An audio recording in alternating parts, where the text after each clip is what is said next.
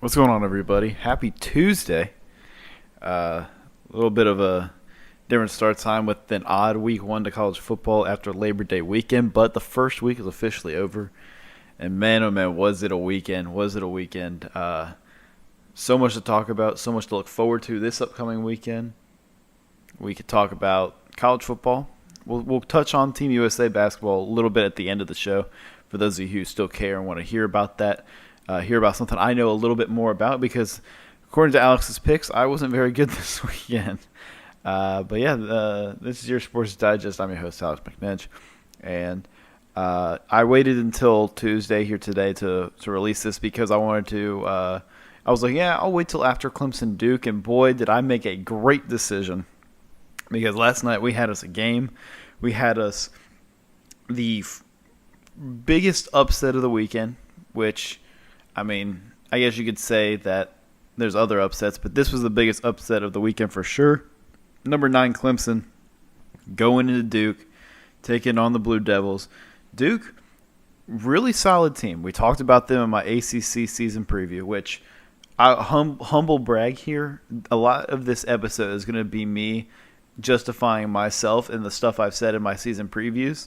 So if you haven't listened to any of those, why haven't you? You got to listen to them because there's a lot of stuff I said that have come true in week one. So just take this in the note. But I said Duke was going to be really solid.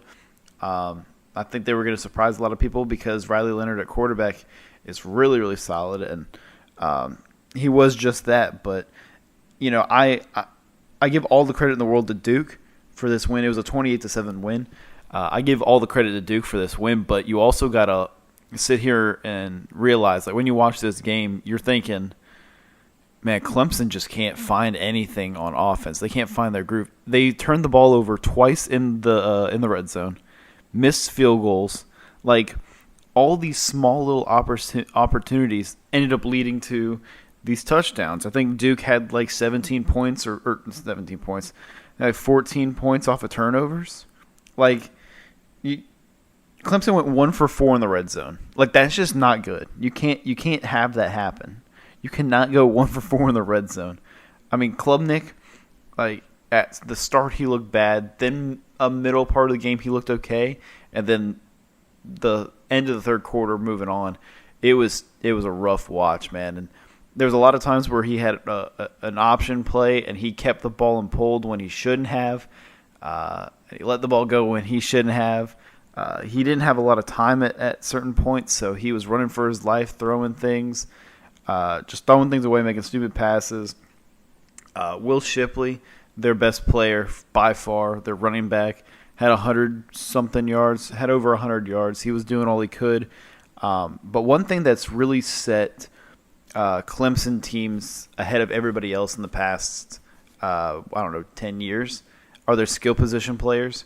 Sammy Watkins, DeAndre Hopkins, Sammy Watkins, DeAndre Hopkins, Deshaun Watson, Travis Etienne, all these, Trevor Lawrence, all these guys that are super skilled players. It puts them over the top. It really does. And I mean, Will Shipley is awesome, but Will Shipley isn't a first-round pick in the NFL draft, right? Will Shipley's a third to fifth rounder, honestly, and I really like Will Shipley, I really do, but he's not your top back in the draft class. And your receivers, Antonio Williams, Bo Collins. I mean, yeah, they're solid players, but you have. Williams has 4 drops. Collins has 2 drops. Like, you can't have that. You don't have that number one guy you can rely on, like Nagata or Ross. Any of those guys that were really those impact players for Clemson. They don't have that. That was kind of an issue. Just kicking themselves in the teeth, and Duke capitalizing on that. All credit in the world to Duke. Riley Leonard, like I said, veteran-led quarterback. Get you veteran-led wins, and that's what you had right here. Awesome job by Waters and Moore in the backfield doing what they could. Riley Leonard also with a big touchdown, rushed for almost 100 yards. Didn't really have to throw it that much, but when your defense is forcing fumbles and causing interceptions, you don't have to worry about anything there. So, yeah, Duke gets the first real big upset of the season, but the other big upset of the season happened on Saturday afternoon, and that was when Coach Prime took his Colorado Buffaloes into TCU, taking on nationally ranked TCU, the runner-up in the national championship game last year, TCU. And man, oh man, was this an interesting one? I think a lot of people, were like, all right, let's slow down the hype on Colorado, right? They were 1-11 last year. This wasn't the same team that they had, but it's still not good. All this talk, and I said in my preview, I said in other episodes that, like, hey, do I think they're going to be amazing? No, but I don't think they're going to win like 3 games. Like, this team's a 5-6 win team. It could easily be that, right? So, but man, I mean, what we saw in Game 1 from Colorado was unbelievable, and I'm not drinking the Kool-Aid yet, but I'm just sipping on it. I'm not taking gulps. I'm just sipping on the Kool-Aid a little bit when it comes to Coach Prime and Colorado. I mean, Shedeur Sanders, a lot of people doubted him, me included, for a little bit. I was like, all right, I get it. It's his son. His name's attached to it. I saw a couple things from Jackson State, not enough for me to, give my true opinion. But it's like, we'll just see. I gave the we'll see on him, and he came out and threw for 500 yards, throwing 38 for 47. Like, that's ridiculous. That is insane. 5'10", 4 touchdowns. Unbelievable from Shedeur Sanders on Saturday against TCU. We also got to talk about Dylan Edwards, who only ran for like 24 yards and a touchdown, but he also had 135 receiving yards and 3 touchdowns. 4 total touchdowns for Dylan Edwards, a true freshman out of Derby, Kansas. Was coached, I think, by Deion when they were like 3 or 4 years old. Man, like, such a cool thing to see that kind of turn around. And then obviously in that receiving core, Xavier Weaver, and Jimmy Horn. There it is. I couldn't figure it out. Jimmy Horn and Xavier Weaver, 2 of the top guys that they got in this transfer portal period. Both had over 100 receiving yards. But the real guy we are all here to talk about, because I think if you don't watch it enough, or you don't follow intently within college football, you don't really know who Travis Hunter is. All you remember is he was a top recruit, was committed to Florida State, and then Deion flipped him to Jackson State, and you hear that he plays both sides of the ball. And the world was exposed to Travis Hunter today, or on Saturday rather, and oh my goodness, has everyone immediately fell in love with this guy. 11 catches for 119 yards on offense, and then on defense had an interception and was playing unbelievable lockdown corner. This guy is a bona fide star after Game 1. I'm easily able to say that. He was a stud at Jackson State. You only saw highlights. You only see all this stuff. He's a stud. We all knew that. He's easily going to be the number 1 overall pick in whatever draft he ends up entering into here in the next 3 years. He's an absolute stud, man, and the world's being exposed to him, and I'm so excited for him because he's unbelievable. He's just an athlete, and when you have athletes on your field, you tend to win ball games. But that's no disgrace to TCU. I think a lot of people understood that TCU this year was not as good as they were last year. Chandler Morris, the starting quarterback for TCU, we talked about him in the preview, was originally the guy before Duggan came over because Morris got hurt in week 2, I believe, week 3, and Duggan took over. Obviously, they lost Keandre Miller at running back, but they get replaced with Amani Bailey, who rushed for over 150 yards. Trey Sanders comes in from Alabama, had to deal with a lot of injuries in his career. He has 3 touchdowns in this game. Jared Wiley, their stud tight end. J.P. Richardson coming over from Oklahoma State, contributing in the wide receiver core. But I think the key from this game was no defense. This whole thing was about no defense. And that's the only concerning thing for Colorado is you'll let this TCU offense that's okay, sure, it's run by Sonny Dykes, who's a fantastic offensive-minded coach, and he's going to put points up on the board no matter what. But 42 points is going to be an issue. I think Deion understands that is going to be an issue. and he'll have to figure it out because when you're playing the teams like Oregon, the USCs, the Oregon States, Utahs, they're gonna run up points on you no matter what. We saw what Oregon did this weekend. So there's a couple things to clean up there, but I think overall Colorado is set on a good path for success this year. I'm not gulping the Kool-Aid, but I'm sipping on it a little bit. I'm sipping on it just to see, like, all right, I noticed you. I got you guys in my mind. I said they were going to be okay, but I'm not going to want to jump them into my top 25. Your Sports Digest top 25 coming out as this episode comes out as well. Forgot to mention that. I'll post something about that as well. You can go check it on my website, yoursportsdigest.com. Top 25 every single week that I release on my opinions and what I saw. I'm not going to put Colorado in my top 25. I'll tell you that right now, because last year Florida beat Utah week 1, and everybody was like, "Oh my God, this team is insane." And we got ranked in the top 15, and we lost to Kentucky the next week in one of the worst offensive performances I've ever seen. So I'm not putting them in my top 25 because, hey, they can ride the highs of highs here this week against TCU, but if they go and play Nebraska and Matt Rule gets his guys fired up, and they outperform Colorado and Colorado loses, everybody's going to be right back down on Colorado. So I'm keeping them kind of in the middle. They're going to get the other receiving votes, I guess, quote-unquote, title that they get. But I got my eye on Colorado, and I think the whole world has their eye on Colorado for sure now. The next game we'll talk about was the game on Sunday night that I think a lot of people that listen to this or come across this at times would like me to talk about. And that is the battle of LSU and FSU, Florida State in Orlando on Sunday night. And this entire offseason, I've been hyping up Florida State. As a Florida fan, let's keep this in mind. If you do not know me, if you do, you know how much of a diehard Florida fan I am. If you don't, I am a diehard Gator fan. I'm a Gator for life. It's in my blood. I bleed orange and blue. But I am not afraid to admit when I see another team and it's like, damn, this team's good. I've done it with Georgia the past couple of years. When I see that Georgia team, I'm like, damn, they're much better than we are. They're so good. This Florida State team, I have said the entire offseason, ACC season preview, I said this is the potential ACC winner. This is a potential playoff team. I could see them in the playoff.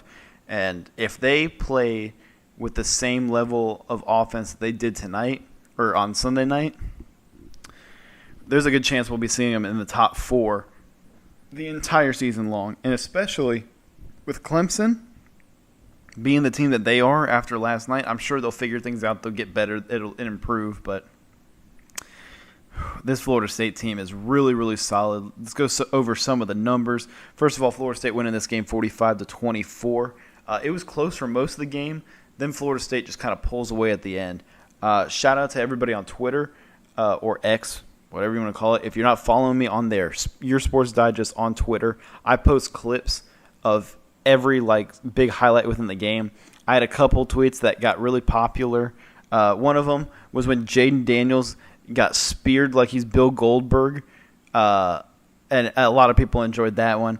And then the other one was a big run by, I believe it was Rodney. Yeah, it was Rodney Hill that a big run trucked the dude at the end of the game. Rodney Hill retweeted it.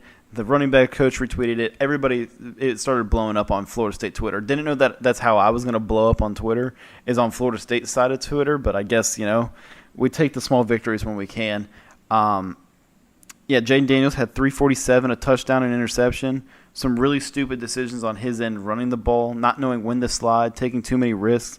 Shout out to a couple guys on this LSU team, one of them being Brian Thomas, who had over 140 receiving yards.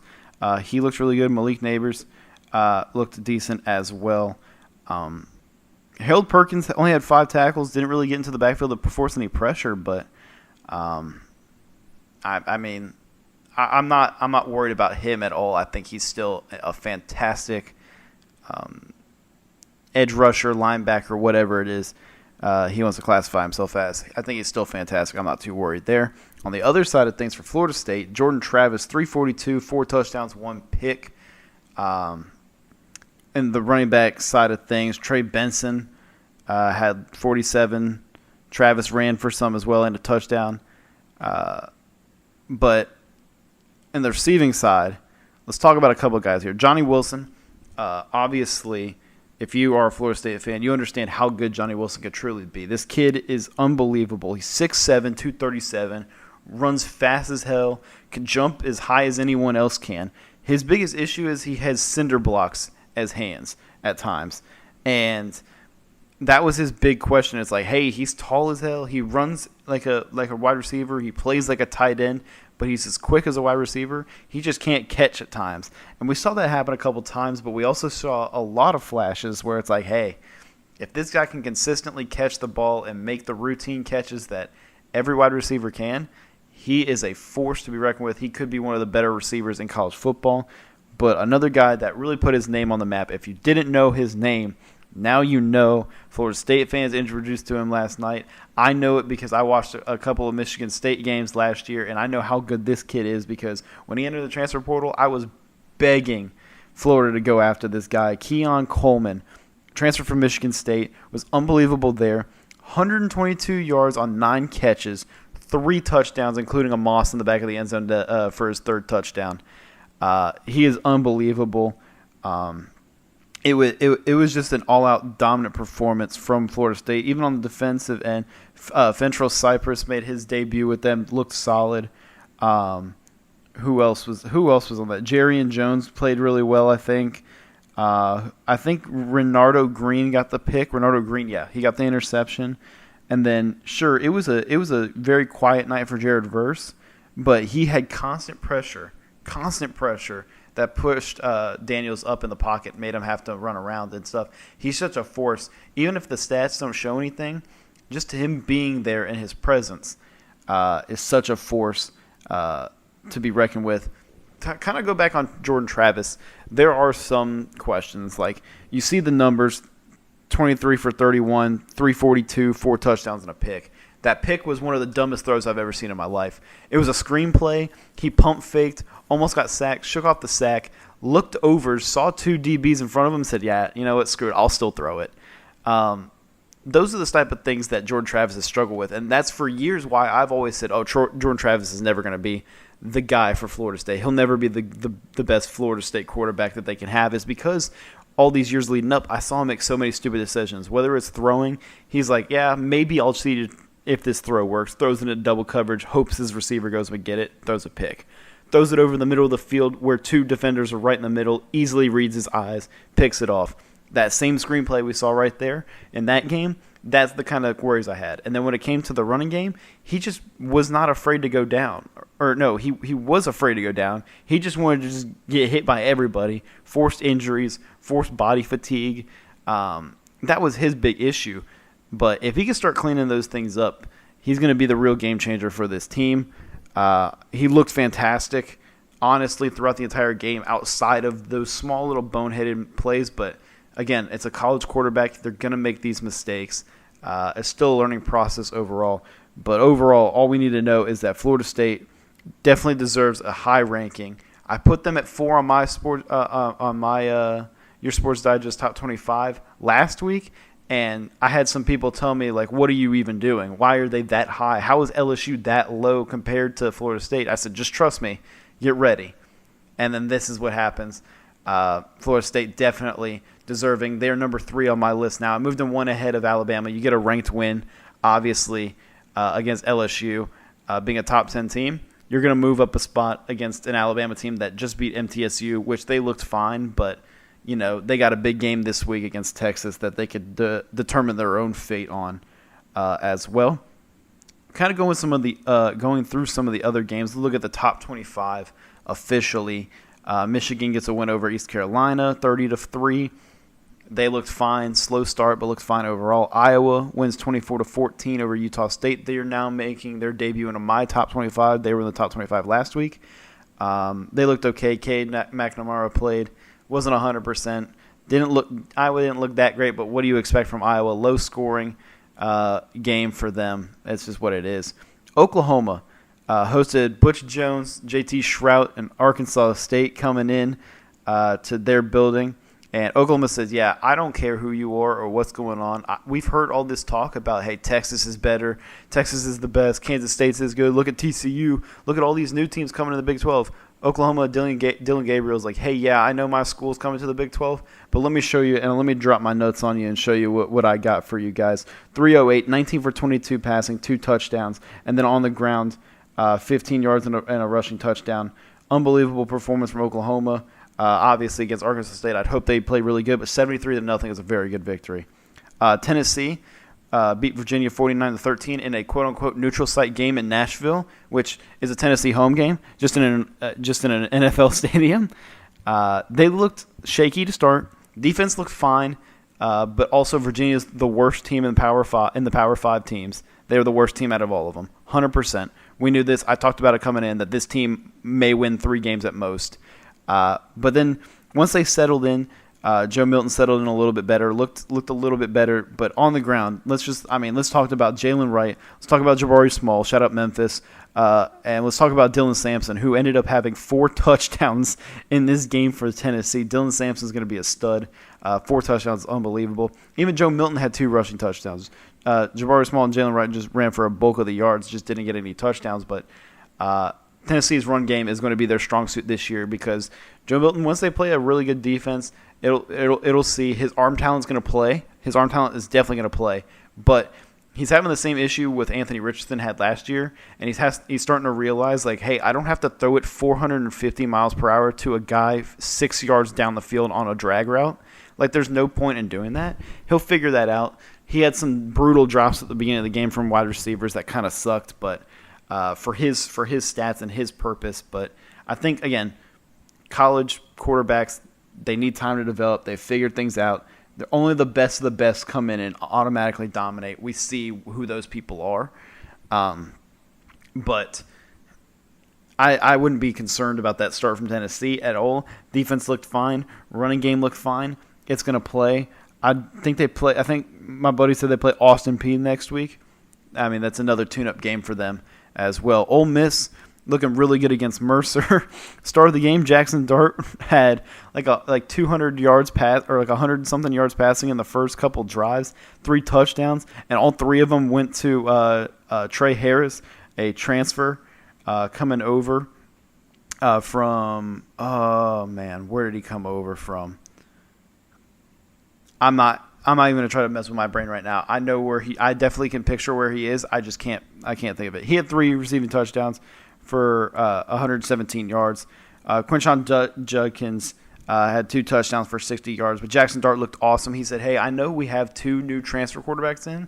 Lane, this is why I'm your starting QB. 334, 4 touchdowns, 18 for 23 passing. Spencer Sanders got in, 8 for 14, 133, and 2 touchdowns. Will Howard also got in. Not much from them. You're playing Mercer. Good, easy win, 73-7. That was kind of the overall gist of the weekend. Is if you're a really good team playing a really bad team, you won by a lot, and that also goes into Oregon right here playing Portland State. 81-7, the final score. Bo Nix looked awesome. 23 for 27, 287, and 3 touchdowns. Bucky Irving, which again, I hate to pat myself on the back because that's not what I like to do. That's not my thing. But to see all this come to fruition and everything I say be true makes me feel a little bit credible for this podcast. Bucky Irving, talked about him being the guy for this Oregon team. He is an underrated back. Yeah, here's 119 yards on 4 attempts for 2 touchdowns, 2 50-plus yard touchdowns on the day for him. Also, Jordan James, their other backup running back, who was also really good. They both rotate in and out. He had 10 attempts for 86 yards and 3 touchdowns. So they played awesome. Troy Franklin, their main wide receiver, 7 catches, 106 yards, 2 touchdowns. Gary Bryant, transfer I think from USC, came over, 100 yards in his first game with 2 touchdowns. Oregon looked awesome. I don't know who they played this next week. Oh, they played Texas Tech. Yeah, that's a game. We'll have to look for. Ohio State. Let's quickly go over Ohio State here. They didn't look too hot in the first half, and it's all based on Kyle McCord, honestly. Their quarterback situation is very questionable. We highlighted that as their big question in this offseason. It's like, hey, is McCord or Devin Brown really going to be the guy that puts you over? Like, you've been blessed with C.J. Stroud. People are going to really understand how good C.J. Stroud was because 239 and a pick on 20 for 33 passing for McCord, not very good. You didn't even run the ball that well. Cade Stover was your main guy receiving. Marvin Harrison only had 2 catches on 6 targets. Like, you can't – like, Marvin Harrison nowhere in the world should have 18 receiving yards unless he gets hurt. Yeah, he got hurt a little bit, but he came right back in. Ohio State did not look great offensively.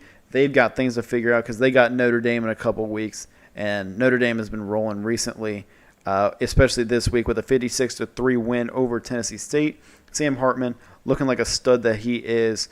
That's pretty much all I got to say about Notre Dame. They're pretty solid. They've got some good players on their team.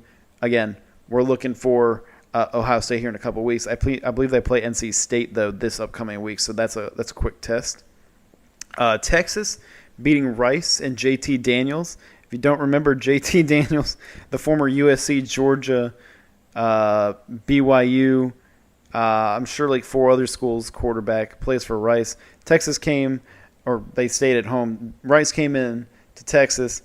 Texas easily taking care of them. Didn't look great in the first half a little bit, but figured things out, got better. Quinn Ewers, 260 for 3 touchdowns, 19 for 30 passing.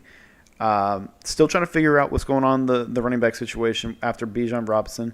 Jaden Blue, one of the guys. Jonathan Brooks, another. C.J. Baxter, a true freshman, another guy that also could be in the mix there. And then receiving, Xavier Worthy is your main guy there. A.D. Mitchell, transfer from Georgia, didn't really get to do too much in this game, but defenses looked fine. They had 2 picks, I believe. One of them by Jalen Ford, a linebacker. I really like him a lot. Texas got a big test. They take on Alabama this week. They go to Tuscaloosa last year. When they came to Texas, it worked out for them. But now they got to go to Alabama, and it's going to be a tough one because Alabama keeps receipts. They're forcing their fans in the band to sit at the very top of the stadium. If you don't know that, just go look up the story with that. It's going to be a big game. That's where game day is. I'm excited for that. We'll talk about that game a little bit more at the end of the week when we make our picks and talk about it all. Luke Fickell makes his debut in the Wisconsin era against Buffalo. They didn't look great for the first half. The second half was definitely their half. 38-17 was their final score. Tanner Mordecai didn't look too great. 24 for 31, 189 passing yards, a touchdown and 2 picks. Ugh. But we knew that, their run game was going to be solid with Chez Mellusi and Braylon Allen as your 2 backs. Mellusi ran for 157 and 2 touchdowns. Allen ran for 141 and 2 touchdowns. I mean, they're absolute studs. We talked about them in the Big Ten preview as well. Wisconsin, if they can figure it out with the quarterback situation, well, I mean, the situation, we know it's Mordecai, but if we can figure out how to get him adjusted into this offense and get him better, Wisconsin could be a team to watch out for because their defense always ends up playing well. Another game. Now we're moving into the afternoon games a little bit here. Number 10, Washington, playing host to Boise State. And we talked about Washington in the Pac-12 preview about how they're kind of one of those teams that it's going to be an early test for them with Boise State. Michigan State, sure, say what you want about Michigan State. Still got to play Michigan State. And then it's going to come down to the final stretch of the season. I believe the final stretch they got to play like USC, Utah, and like Oregon or Oregon State down the stretch. And it's a tough ending of the season for them. But they looked fine against Boise State. It was a close game to start out. Boise State came out firing. Washington scored 28 in the second quarter and then 21 in the fourth quarter to end up winning 56-19. Michael Penix Jr., 29 for 40, 450 passing yards, and 5 touchdowns. Unbelievable. Had multiple receivers. Roma Dunes for 132 yards and a touchdown. Jalen Polk, 101 yards and a touchdown. Jalen McMillan, 95 yards and 2 touchdowns. Jack Westover, their tight end, had a touchdown. Everybody was eating in this game. Everybody was playing really, really well. Washington has one of the better wide receiving cores in all of college football. One of the underrated ones, I think. They looked really good against Boise State, winning that one. Georgia takes care of UT Martin. Didn't look great to start, but figured it out and made their second half adjustments. Kind of ran through them easily. They could still figure out what to do at quarterback there. They can switch things up if they want to there. USC routes Nevada 66-14. Easy win for USC. Kansas State makes their debut, who I'm really high on. I like this team a lot. Will Howard, 297, 2 touchdowns and a pick. And then their running back, DJ Giddens, 128 yards on the ground. Looked really solid, 45-0 over SEMO in that one. Texas A&M, who leading into this big week against Miami, they got a big game this weekend. Went 52-10 over New Mexico. Connor Weigman, their starting quarterback, 236 with 5 touchdowns. Evan Stewart, stud wide receiver. Shout out Memphis again. 107 yards, 1 touchdown. And then their other receiver, Noah Thomas, who's also a really good player, 74 yards and 3 touchdowns. Texas A&M takes care of New Mexico as they should. Like I said, they play host. They play host to Miami. They go to Miami this next weekend. Going to be a big game at 2:30. The primetime game where game day was this week, UNC and South Carolina in the Duke's Mayo Classic. I saw a guy pour mayo on his chest during game day or on his head. Why? Just why? What are we doing? That shit is nasty. That's just nasty. But what isn't nasty, or what could be nasty, is Drake May. Drake May, 24 for 32, 269, 2 touchdowns, 2 picks. Don't worry about the 2 picks. They were kind of stupid. But I'm not worried about Drake May at all. He's one of the best players in this entire country. We know that for sure. British Brooks, what a name. 103 yards on the ground. But Drake May making play after play after play after play for this UNC team and proving that in this draft, yeah, Caleb Williams may be 1, but number 2 ain't a consolation prize because you're basically getting another number 1 overall pick in Drake May. This kid is awesome. He is so poised. He understands where to go with the ball. He has resilience. He has a great upper body strength, which you wouldn't even realize, but he takes hits, bounces right off, and rolls out. There was one throw, if you go to my Twitter, you can find it, where he was getting sandwiched by 2 guys and threw basically off of his back foot into the end zone and put it right on the money where the receiver was. It was unbelievable. He is fantastic. We know how good UNC is going to be. They're probably going to be the second best team in the ACC this year. And for South Carolina's sake, Spencer Rattler didn't even play bad. 30 for 39, 353. That's not terrible. The receiver, Xavier Legette, 178 receiving yards is insane. The issue with South Carolina, we saw it last year. I saw it personally last year with the Florida game. Whenever we played South Carolina, all you have to do is send 6 at them, and they don't know what to do. The offensive line just falls flat. We saw a little bit of beamer ball with the onside kick to come out of half. We saw some special teams making plays, blocking the field goal, I believe. It's what they do. But this offensive line is a struggling group right now, and we saw it in this UNC game. Spencer was running for his life, kept getting sacked. I think he got sacked 9 times. Yeah, 9 times. Ridiculous. Can't have that. Unacceptable. Talked about Alabama a little bit. 56-7 win over MTSU. Shout out to MTSU. Shout out my guys. But Alabama, Jalen Milroe can throw the ball. That's a great revolution for them. So that was the big question all offseason is if Jalen Milroe could throw the ball. He threw the ball well. Again, they got to play Texas this week. They play host at least. It's going to be a big game. Big, big, big game. Round out the night with a couple of these other teams. Penn State beating West Virginia in the backyard brawl. 38-15. It was closer throughout most of the game, but this only tells us one thing, and that Drew Aller, the starting quarterback for Penn State, is unbelievable. I think I'm pulling up the stats now. 325, 3 touchdowns. Nick Singleton looked really good at running back as well. Shout out to Keandre Lambert-Smith, one of their guys. Had 123 receiving yards, 2 touchdowns. They look great. West Virginia looked okay for a while. Second half got away from them towards the end of the game, really got away from them. But Penn State, reason they're a top 10 team, they're really good. And then shout out to to another team holding it down for the group of 5. Tulane beating South Alabama 37-17. I know I got some people who go to South or play for South even.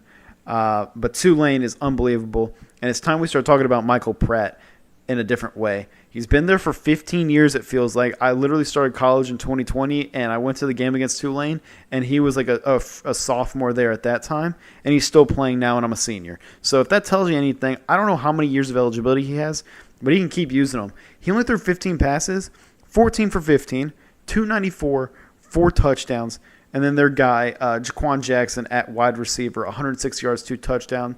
Lawrence Keys, also wide receiver, 96 yards and a touchdown. Tulane's really good. The unfortunate part is that they got a big game this week, and they got to go to Ole Miss. And that's a tough place to play on a 2:30 afternoon game on a Saturday. But that is a big, big game, Tulane versus Ole Miss. I think a lot of people are really underrating this game because it's on ESPN too. But this game is going to be really, really, really good. And if they can get past Ole Miss, they got to come to the Rock the next week. Let's talk about the team at the Rock. That is the Southern Miss Golden Eagles. My school played on Saturday evening, and they looked really solid. Billy Wiles transferred in from Clemson as our starting quarterback right now. I'm so happy we have a quarterback that is poised, and it's not Frank Gore Jr. playing quarterback because we've had him playing quarterback the past couple of years as our running back to be our super back. It makes no sense. 272, 3 touchdowns, 1 pick for Wiles. It was kind of a chuck 'em up throw. Looked really good in the backfield. Rodriguez Clark I think he's transferred from Memphis, maybe. I think he might have transferred from Memphis. I might be wrong. 54 yards on the ground. Frank Gore Jr., we all know what he can do. He only had 39 yards and a touchdown on the ground, and he had a receiving touchdown as well, I think. I wouldn't expect anything worse out of him the rest of the season because we got a big game against Florida State. We're going to Florida State this week. Just get ready for the goddamn Golden Eagles to be flying in. You know what it is. Jacarius Caston, one of our receivers, 104 yards with a touchdown. Latrell Jones also looked solid for 68 yards. Defense looked awesome. Shout out to Jay Stanley, our safety, ball hawk. Could have had 3 picks, only had 2. He looked really good. We were just rolling out there, taking care of business. And then also shout out to Andrew Stein, our kicker, who hadn't kicked in over 1,000 days. Over 1,000 days. Let's say this. They said that the last time he kicked was at FAU. My freshman year, we played FAU at home at Southern Miss, and we have not played FAU since. So if that tells you how long it is since he's kicked, he got his opportunity, and he did not slip away from, or he didn't let it slip away from him. Hit a 52-yarder to go into the half. So nice to know that we have a kicker too, because that's going to be very important for us down the stretch. Let's quickly go over some of these other games here that aren't ranked but are kind of important. Northern Illinois beat Boston College 27-24 in overtime. Shout out Rocky Lombardi. That was one of my picks of the week. Kentucky beat Ball State 44-14. They looked okay. Fresno State Purdue was a barn burner. We need to start talking about Mikey Keene, a transfer from UCF, playing for Fresno State at quarterback. He is unbelievable. 366, 4 touchdowns, 1 pick. And then Hudson Card, the transfer from Texas, 254, 2 touchdowns. They look great. Both of these teams look really great. Watch out for Fresno State in the Mountain West this year. SMU looks solid over LA Tech. Arkansas runs over Western Carolina 56-13 in that one. Cincinnati in their Big 12 debut, Emory Jones and Xavier Henderson, the Florida connection, just reconnecting and easily doing what they used to do. 345, 5 touchdowns for Emory, and then Xavier Henderson, 149 and a touchdown receiving-wise for him. Auburn in the Hugh Freeze era gets started right. Peyton Thorne, the starting quarterback there, 141 and a touchdown. Not really worried about that there, about the numbers. Auburn wins 59-14. Running through some of these other games down here. Let's put a little star by this Cal team. Just put a little star by there. Don't want to go over exaggerating about this Cal team. But Ben Finley, their quarterback, 279, 1 touchdown and a pick. But the big thing here, Jaden Ott, their running back, 188 yards, 2 touchdowns. And then Isaiah Ifanzi, their other running back, 54 yards but 3 touchdowns. There's a highlight of him running like he hates the ground on my Twitter. Go ahead and go check that out if you have not seen it already. Looked really good against North Texas. Let's keep them just a little star by their name, just a little bit of star. Georgia Southern wins 34-0 over the Citadel. Easy win for them. Texas State, big upset on the road. TJ Finley, former Auburn quarterback, taking helm of this Texas State team. They go into Baylor. I was a really big fan of Baylor, and they win at Baylor 42-31. Blake Shapen did not look great. I think he got hurt as well. And then this make sense to me. Richard Reese ran for almost 1,000 yards last year for Baylor. Did not get hurt in the game at all. Only 7 carries for 13 yards, but they give this other dude 16 carries. Dominic Richardson, I think he's a transfer from Oklahoma State. Yeah, he is. Transfer from Oklahoma State. He got 16 carries for 80 yards, but you're not going to give Richard Reese that many carries? And he was almost a 1,000-yard rusher last year? Like, make it make sense a little bit. Baylor, they've got some things to figure out there. Houston and UTSA, I really thought UTSA was going to be good, but Frank Harris, he threw 3 picks. I don't really know what to defend him there about. Shout out to Kavorian Barnes, their running back, 103 yards. He looked really good. And then Houston's defense just kind of makes some stands.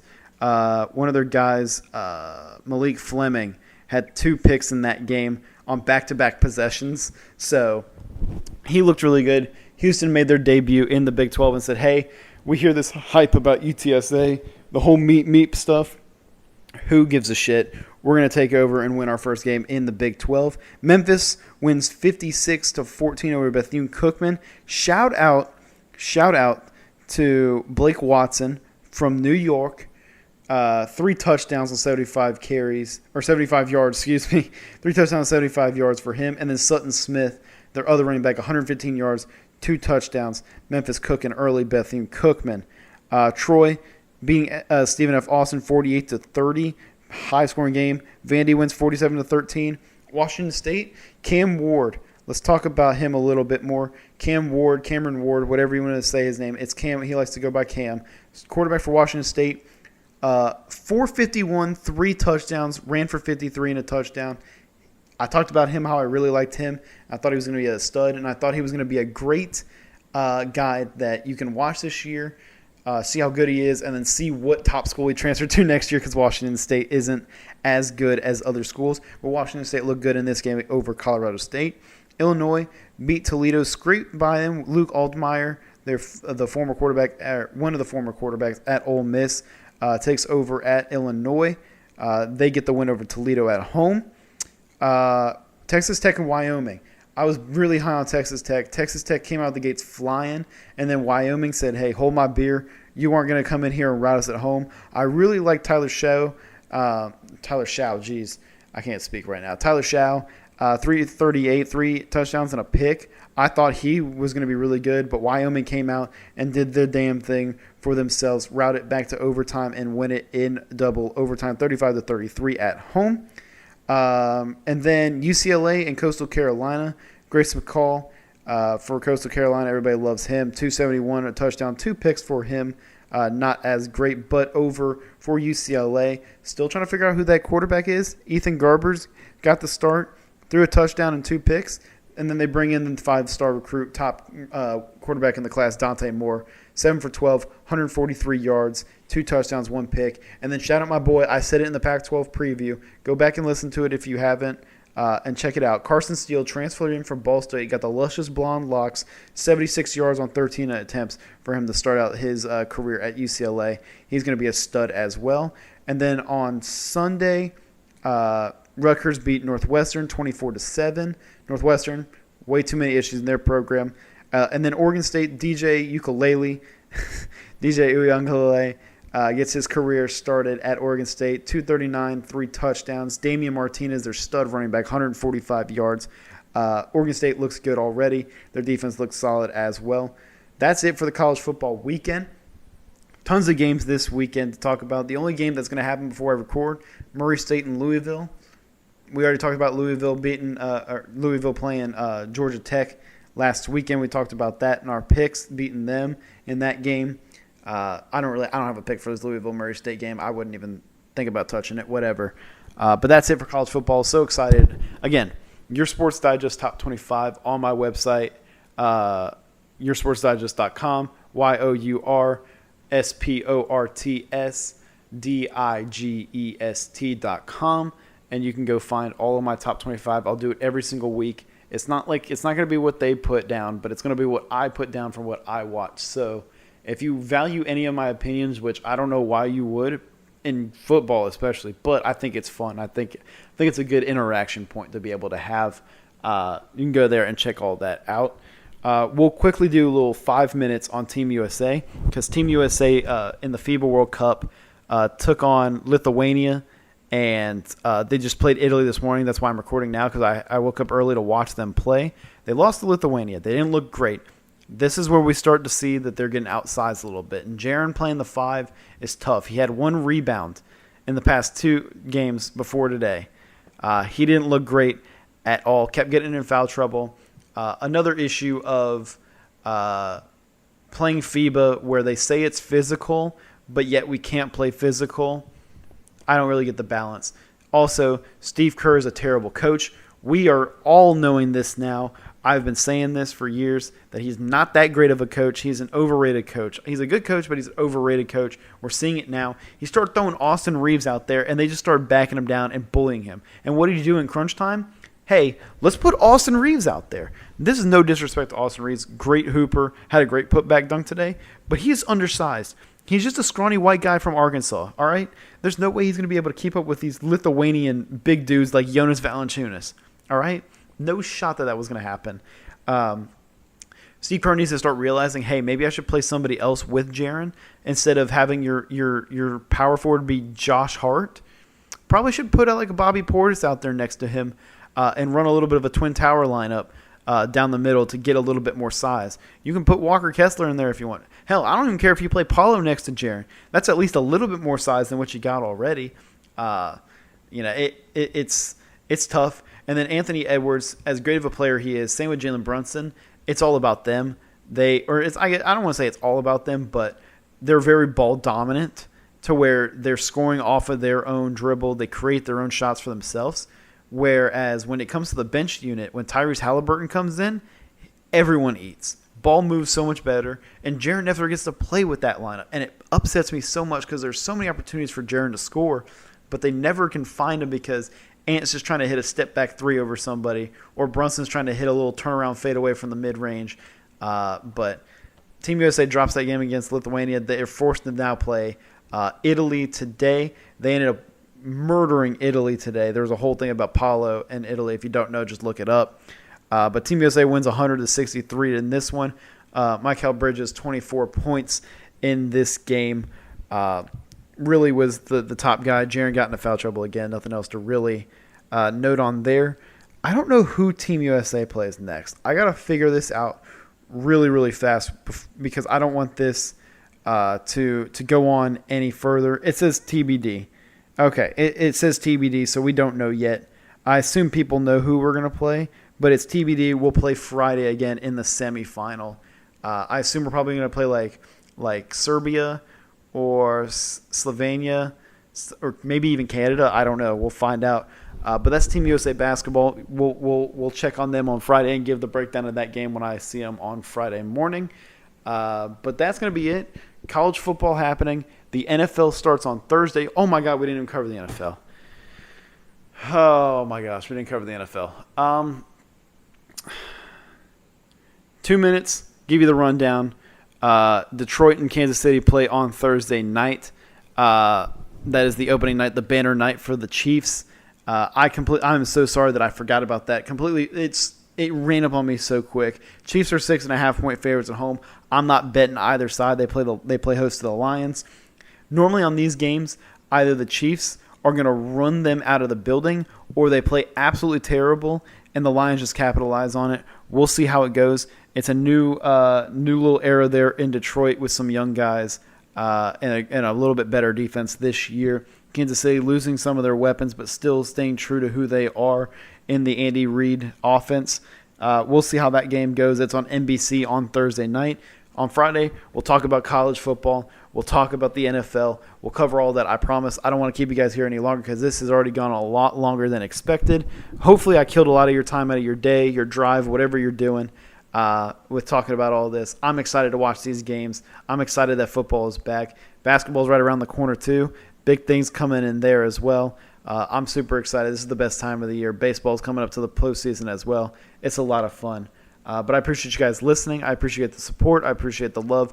Always. It means a lot right now to me. So I really do appreciate everybody listening and showing love as of late. I'll be back again on Friday. I'm Alex McNinch, and you got your Sports Digest.